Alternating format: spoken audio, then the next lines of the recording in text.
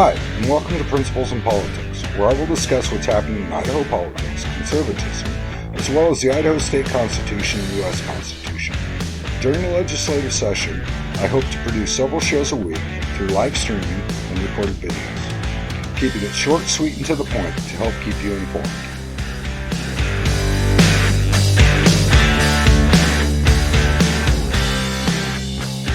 Good evening, citizens. I'm your host, Tony Ulrich, and welcome to another great show. Today, Big Brother spoke, and of course, the Ministry of Truth and Comrade O'Brien definitely started speaking his praises immediately, meaning basically the local media are praising how great our governor is, and, well, we know how that goes.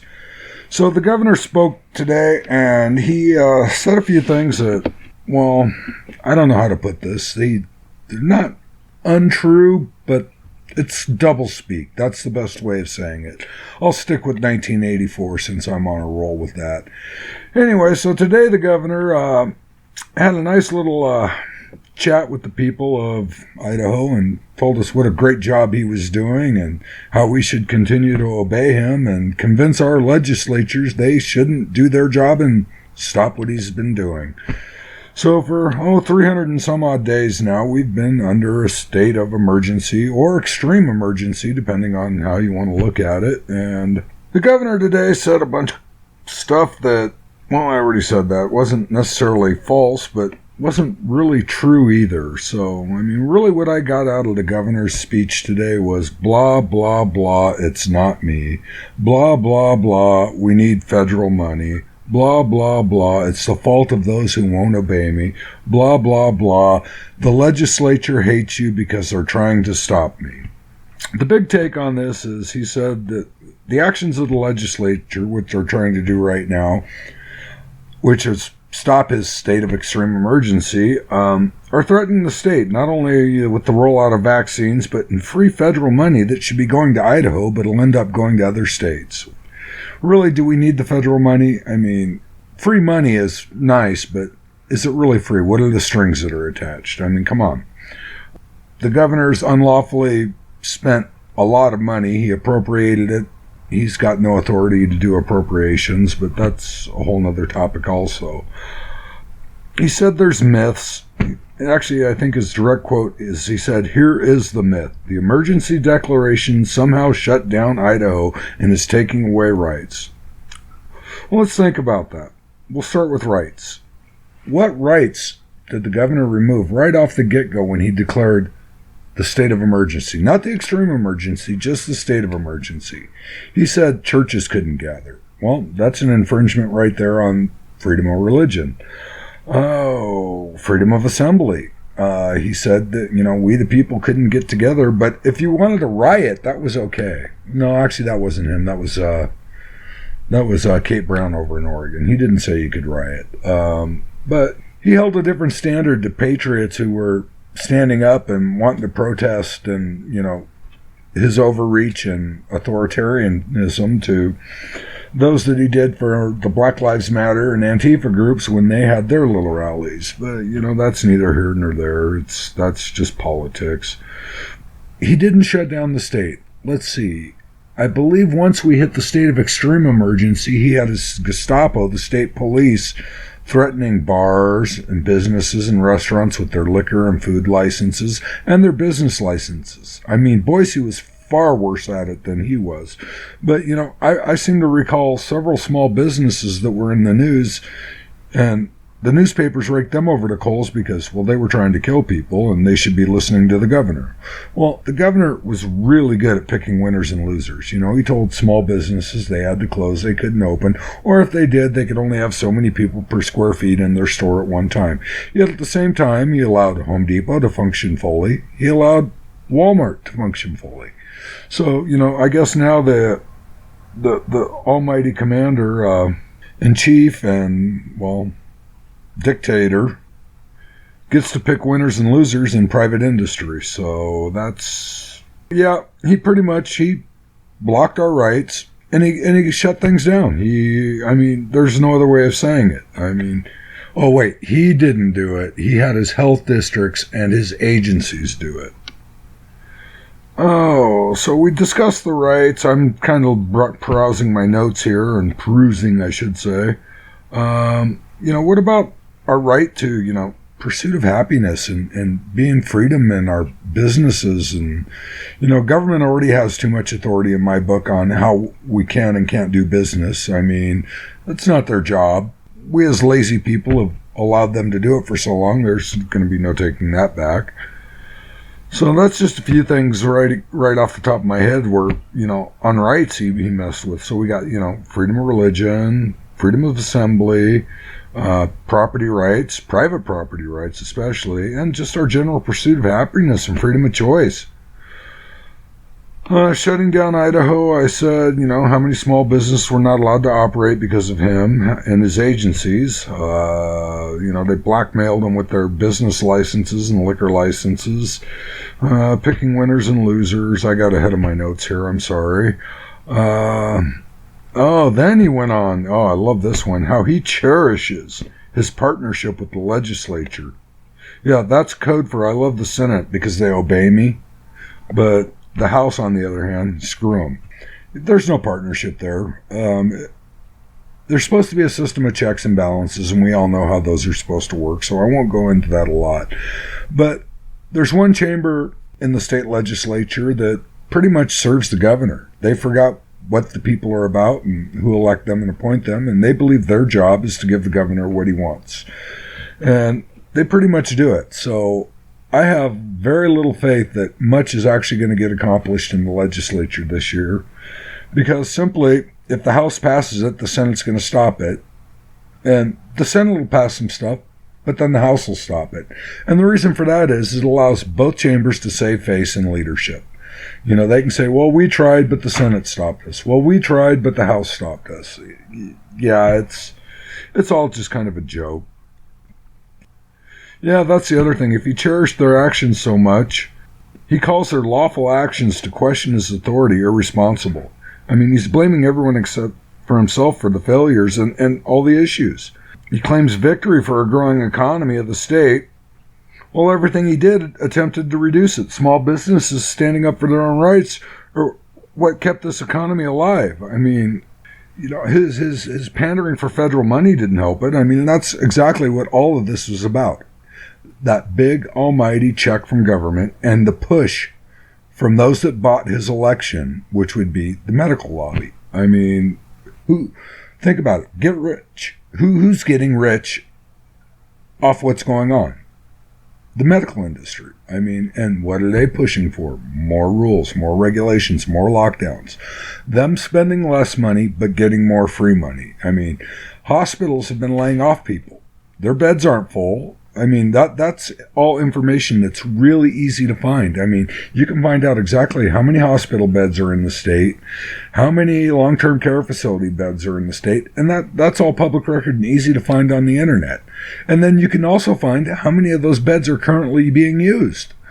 The whole idea behind this whole pandemic was, and all the lockdowns, we were going to give the medical industry time to prepare, so they weren't suddenly flooded and overwhelmed. Well, they've never been flooded and overwhelmed. I know of a facility in Twin Falls that was designed to be a COVID facility. They had one patient that I've heard of. One. I had a friend that was a nurse that worked there. I asked how it was going. She was like, yeah, it's kind of boring and slow because we've got one patient. So the numbers just don't justify it. Oh, so, really, it's all about money. That's really what it is, money and control. So let's talk a bit about how he says the legislature will hamper the rollout of the vaccine.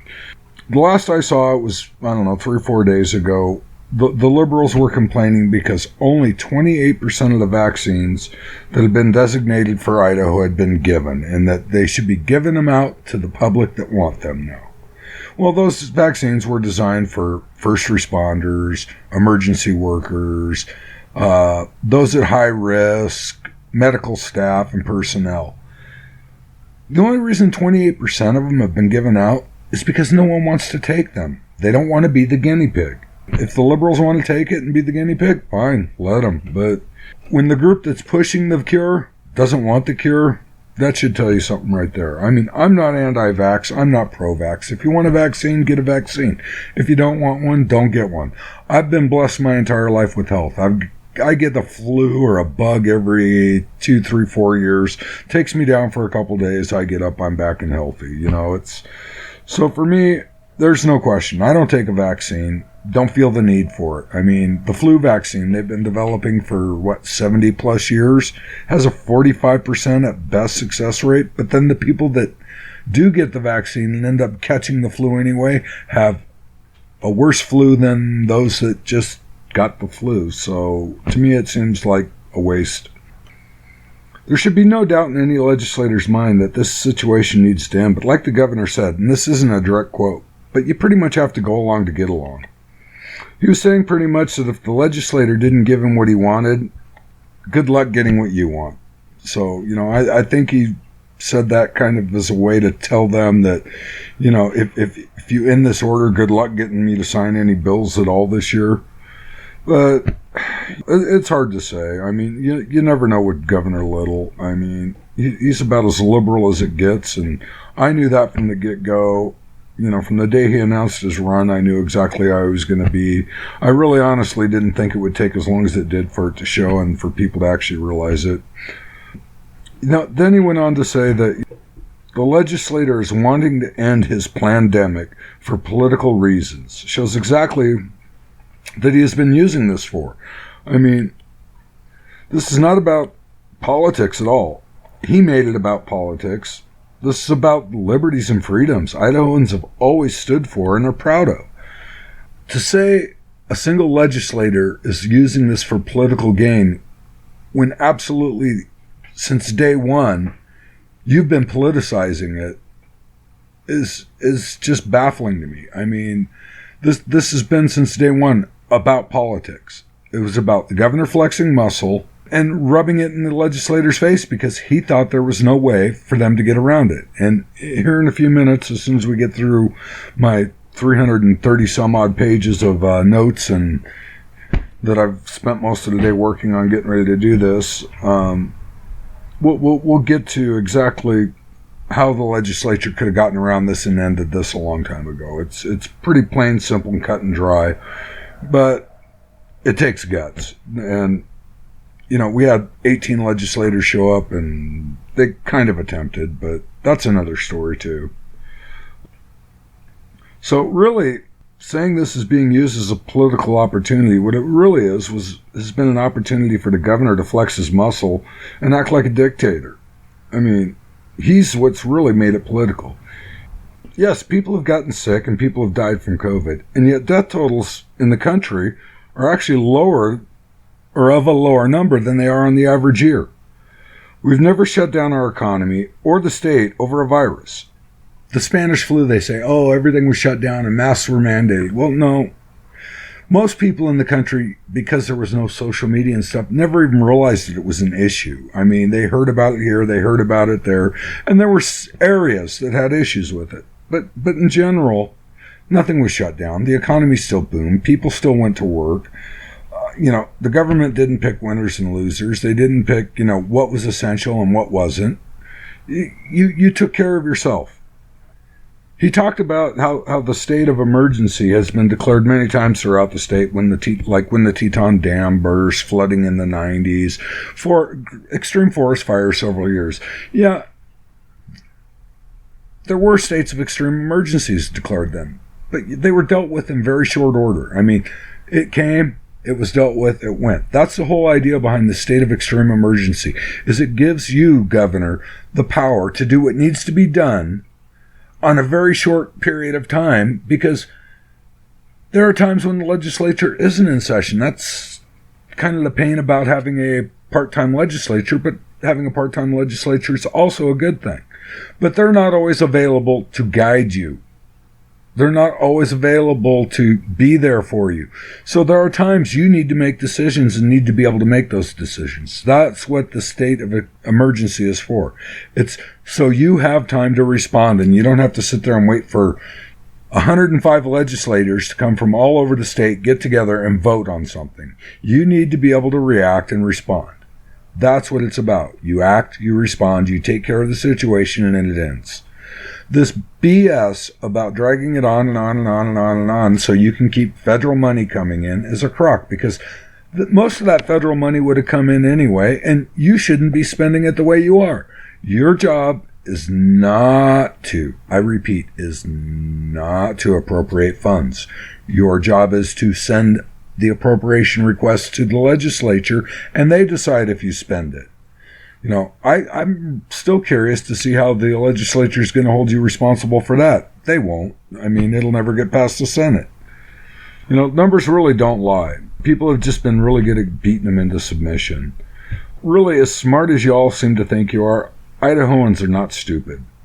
We catch when you say things like hospitals are overrun in one sentence, but in another you say 300 new cases last week.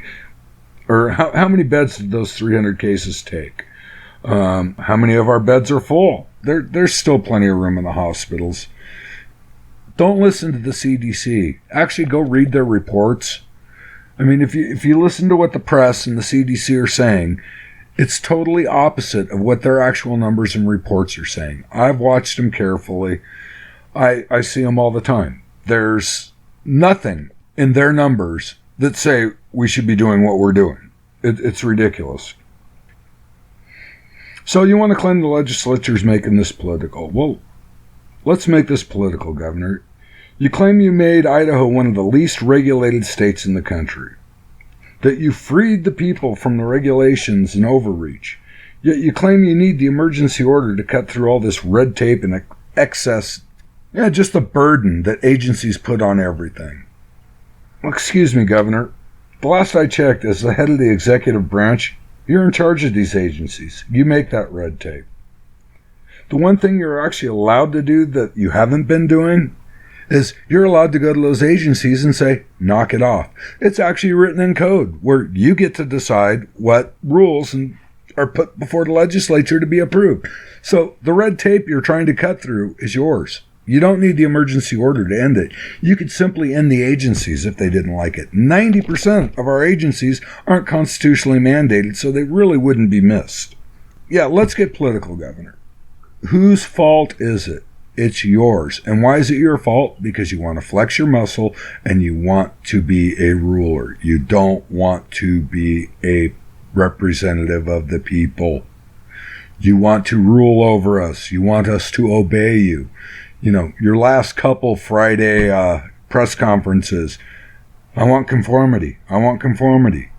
Yeah, that's really how a representative of the people gets what they want. They demand.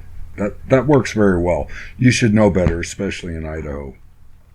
Those are just a few of the things that the governor talked about that really kind of got under my craw. Blaming the legislature for making it political. Blaming the legislature for wanting to end it. The legislature's wanting to end it because every one of our representatives and every one of our senators have gotten letters, emails, and phone calls. I'm not even in the House. I'm not in the Senate. And I get phone calls from people asking, how do we end this? How do we stop this? Here's the thing, Governor. The legislature's doing their job. They're doing the will of the people. So the only person I really see that's made this political is you. So now let's talk about some of these codes where the legislature actually had the opportunity to end this, but chose not to, or didn't follow through, I'll say. Under 461008, the governor and disaster emergencies. Under this, it talks about how he has the authority to declare an emergency. And that emergency is good for 30 days. And then he gets one extension. Well, under that same section of code, there's a little line down here. It says, the legislature, by current resolution, may terminate a state of disaster emergency at any time.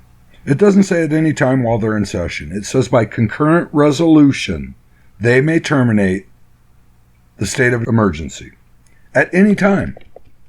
I'm looking at it again. I've got it highlighted. At any time.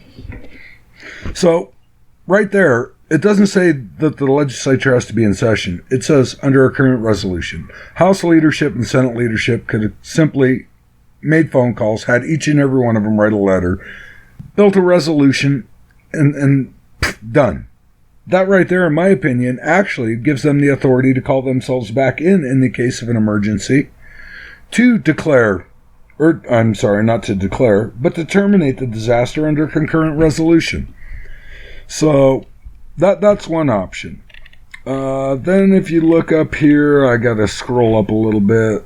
Oh, this just describes what a state of extreme emergency is. So this is 46601. It says a state of extreme emergency means a duly proclaimed existence of conditions of extreme peril to the safety of persons and property within the state or any part thereof, caused by an enemy attack or threatened attack. B, a duly proclaimed existence or condition of extreme peril to the safety of persons or property within the state or any portion thereof, caused by such conditions as air pollution, fire, flood, storm, epidemic, riot, earthquake, insurrection, breach of peace, which conditions by reason of their magnitude, I won't finish reading it, but it gives a list of how he can or what he can call an extreme emergency. Now this is actually under a section in Idaho Code, which is 46, and it talks about the militia or the state guard, basically.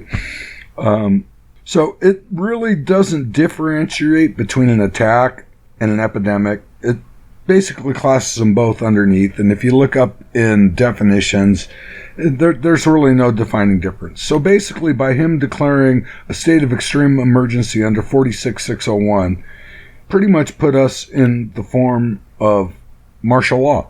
I mean, and when you really look at it, in the rest of the sections of code, there's no difference between martial law and a state of an extreme emergency. There's no clear definition between the two. So then you roll down here to, what is it, 67-422 talks about convening the legislature. And that's the section where it talks about that the governor, at his earliest possible convenience, shall convene the legislature when martial law has been declared, basically. And it says that if he doesn't, at 90 days, they're automatically convened. And then it talks a little bit about, if all the legislatures can't be there, they're stand-ins and how all that works. But then under 67-425, a quorum and voting requirements. It says, in the event of an attack, a quorum requirement for the legislature shall be suspended. And 2, where the affirmative vote of a specific proportion of numbers of the for the approval of a bill, resolution, or any other action would otherwise be required, the same proportions for these votes shall therein be sufficient. Meaning, if it needs a 60% vote or a 2/3 vote, 2/3 of those present are required. But there was no mandate for a quorum. So when those 18 legislators showed up at 90 days and they sat down and decided they couldn't do business because there was no quorum, that was a bad call in my book. I mean, this code, it does say under an attack, but what is the previous section of code say? There's no difference between an attack and an epidemic. So they're one and the same. So those 18 legislators could have taken care of it right then. But I understand why they didn't. I mean, it's really tough. I mean, I don't want to say it's that go along to get along thing, but it really kind of breaks down to that. Our governor's definitely overstepped his authority and his boundaries. There's no doubt about that. I mean, he's attempted to make law. That authority is reserved for the legislature. I mean, that's in the U.S. Constitution and our state constitution. He's appropriated funds, which, again, are not in his authority. He's to send the request for appropriations to the legislature, and they make the appropriations. So pretty much every dime he's spent during this state of emergency, he needs to refund to the state of Idaho, to we the people. He tries to use that, under some of these declarations that he has the authority to spend funds. Yes, he does. He's got the authority to spend funds that the legislature has set aside for emergencies. He's got the authority to use that without legislative approval. But he doesn't have the authority to suddenly spend, what is it, I think close to $8 billion with a B that the federal government has sent the state of Idaho for this. I'd really like to see where all that money really went. I'm pretty sure the hospitals are getting a really big chunk of it, and since they haven't been busy in laying off people, I don't really think they needed it. So I really think I've kind of done enough venting for tonight. I just kind of wanted to go over some of the things that the governor said that really perturbed me in this. I mean, yeah, it's not my fault. I didn't do it, and the legislature's trying to stop me. They're making it political. They hate you. They want you to die. I need federal money so I can keep spending, so we need to keep this going. I don't think the governor actually really understands that just because the money's coming from the federal government doesn't mean we're not paying for it. Well, actually, it really does, because we're not paying for it. We're so far in debt right now, our great-great-grandkids won't even be fully paying for it. And at the rate governors and the federal government are spending money, our great-great-great-great-great-great-grandchildren are in debt. And, you know, they're, 4 or 5 generations from even being born.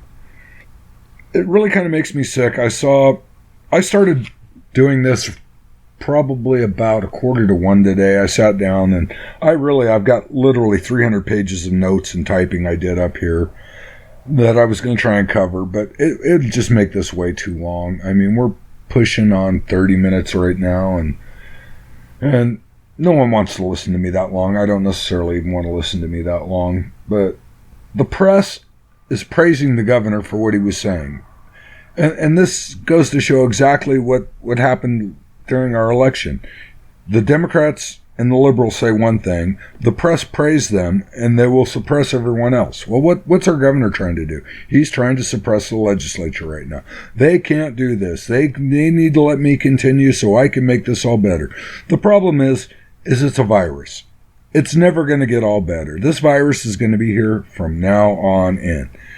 Why didn't we do this every year for the flu? Yes, I understand this isn't the flu. It's far more contagious. But apparently it's not any more deadly because the numbers are pretty much comparable.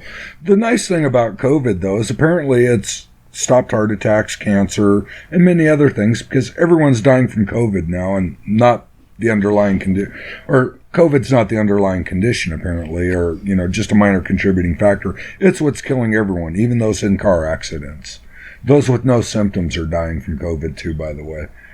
So, if you really just sit and think about it and follow the money, who's gaining from this? Who's making money from this? And whose buttons are they pushing? I mean, this has been all very apparent to me since day one, but I've been very proactive in following the money with all of our elected officials. I mean, I can tell you just about where every dime, every politician in the state of Idaho, all their campaign funds come from. I mean, they get a small percentage from personal donations and stuff. And I'm not saying all of them. We've got some great representatives and some pretty decent elected people. But, you can really tell a lot by how they're voting. So pay attention to that.